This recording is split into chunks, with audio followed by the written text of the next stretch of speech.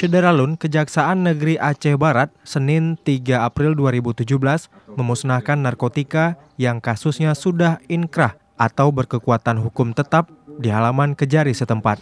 Ganja total 560,56 gram. Ini dalam 6 kasus atau 6 perkara. Pemusnahan narkotika jenis ganja 560,56 gram dengan jumlah 6 kasus perkara dan sabu-sabu 49,58 gram dengan jumlah 25 perkara kasus. Dilakukan Kajari Ahmad Sahrudin, Wakil Bupati Rahmat Fitri Hadi, dan pejabat lainnya.